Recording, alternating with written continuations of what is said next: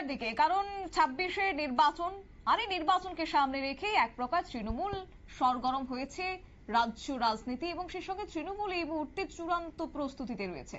তারই মধ্যে আজকে তৃণমূলের বিশেষ মহা সম্মেলন, এবং সেই সম্মেলন থেকে তিনি যে বার্তা তুলে ধরলেন তারপরে পাল্টা জবাব দিলেন আজকে বিজেপি। বঙ্গ বিজেপির পাল্টা জবাব সুকান্ত মজুমদার, তিনি কটাক্ষ করলেন বাংলার মুখ্যমন্ত্রীকে। অবশ্য একদিকে যখন বাংলার মুখ্যমন্ত্রী মমতা বন্দ্যোপাধ্যায় তিনি যখন কথা বললেন ভুয়ো ভোটার প্রসঙ্গে, এবং তিনি বললেন যে বিজেপি বহিরাগতদের আনছেন এবং যার কারণে ভুয়ো ভোটারের কথা তিনি তুলে ধরলেন, এবং সেই সঙ্গে সেই উত্তরটারই পাল্টা দিলেন সুকান্ত মজুমদার। তবে শুরুতেই শোনাবো সুকান্ত মজুমদারের বক্তব্য।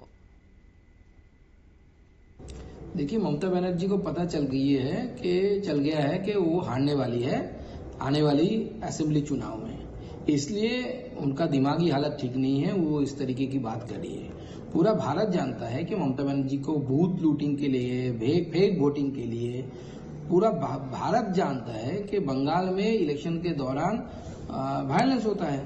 वायलेंस किस लिए होता है? अगर आपको अपने ऊपर विश्वास है तो आप वायलेंस करेंगे क्या? अपने काम के ऊपर विश्वास है तो। लेकिन आज वही ममता बनर्जी बोल रही है कि बीजेपी वोटर लिस्ट में नाम घुसाती है। कोई विश्वास करेगा? कोई विश्वास नहीं करेगा।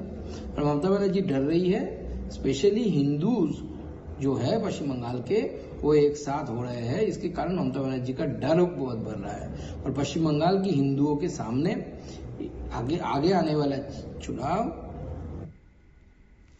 আপনারা শুনলেন বাংলার বিজেপি নেতা বা বিজেপি সভাপতি সুকান্ত মজুমদারের বক্তব্য, এবং তিনি যা বললেন যে কার্যত ভোট থেকে ভয় পেয়েছে বাংলার মুখ্যমন্ত্রী। অবশ্য 26-এ যেহেতু বিধানসভা নির্বাচন রয়েছে, তাই ভোটে হারার ভয় থেকেই তিনি এই কথা বললেন বাংলার মুখ্যমন্ত্রী, এবং তার মাথা ঠিক নেই এই কথাটাই আজকে বললেন। এবং একই সঙ্গে রাজনৈতিক মহলে চর্চা শুরু হয়ে গেছে যে মমতা ভুয়ো ভোটারের তথ্য সম্পর্কে বললেন বঙ্গ বিজেপির সভাপতি, এবং ভোটে হারার ভয় থেকেই মমতা বন্দ্যোপাধ্যায় ভুয়ো ভোটারের কথা বললেন।